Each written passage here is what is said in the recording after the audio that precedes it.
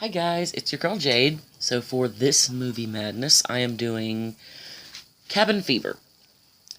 I bought this movie, goodness, like 11 years ago, I think. Actually, no, yeah. Yeah, I bought it almost 12 years ago. I bought it before my daughter was born. But yeah. Um, anyway, Cabin Fever is rated R, came out in 2002. It's a horror slash comedy. Yes, you can actually do that because there are some funny parts in this movie. IMDb gave it 5.6 out of 10, Rotten Tomatoes gave it a 63%, and Metacritic gave it 56%.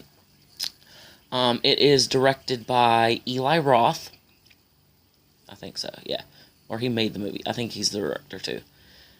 Yeah, he's the director too. Anyway, Bert, a college student vacationing with friends in the mountains, mistakenly shoots a local man with a skin infection while hunting in the woods. Panicking, he abandons the scene and leaves the man for dead. When the man stumbles into a reservoir, he infects the water supply, and soon one of Bert's friends becomes infected. The friends struggle to stop the contagious flesh-eating disease while on the run from a group of ornery backwoods locals out for revenge.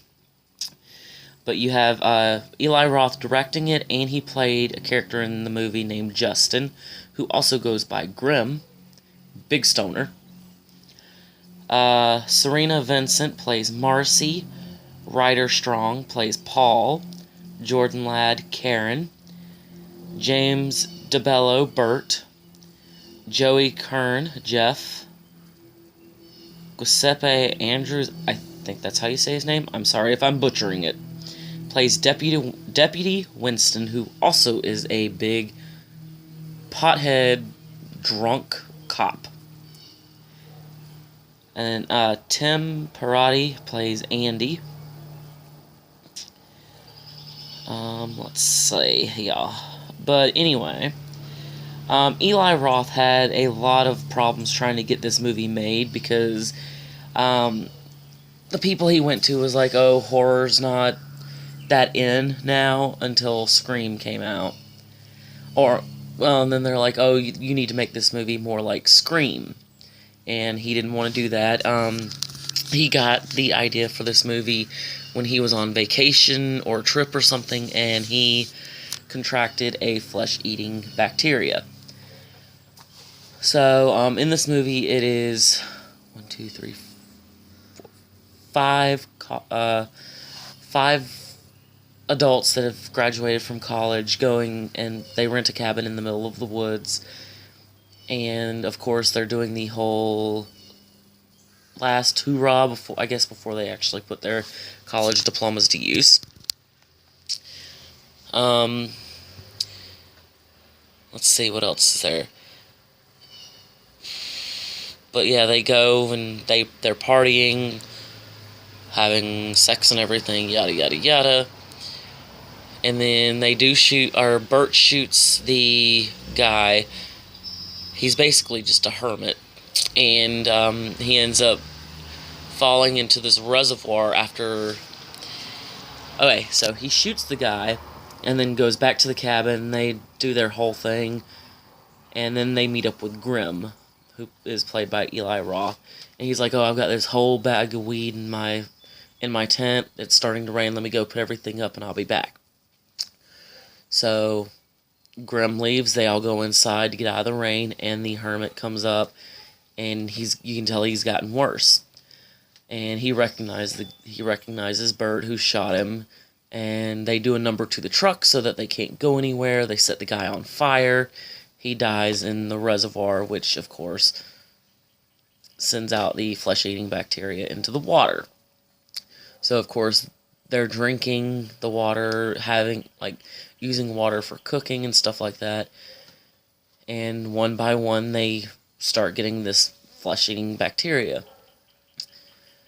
I'm not going to go too into details because it is rather gross. I had a friend of mine watch this movie who refused to drink water for months after she watched it. It is disgusting.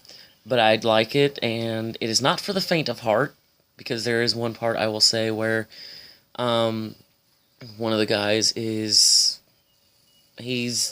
liked this girl that's on the trip with him for years, and they're in bed together, and he starts playing around with her, and he brings his hand up, and it's covered in blood, and that's how he finds out that she is infected. So, I mean, for a good gory movie, I'd say watch it because it is good. There's one part in it where they had to use a dog, and they got this old dog that didn't. All he wanted to do was sleep, and they actually needed a vicious-looking dog. So they ended up using an, I think, a retired police dog, or it wasn't retired. It was a police dog.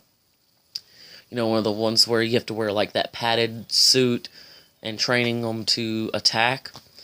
But the dog was so vicious that they could not actually put people in the scene with the dog. So they actually had to film it kind of separately so that no one got hurt. But anyway, I actually like the movie. I still own the movie.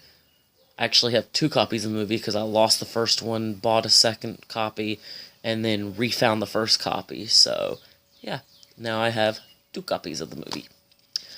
So, anyway, that is my take on Cabin Fever. God, I hope I said the name of the movie at the beginning. I don't remember. Anyway, bye guys. Love you. Peace.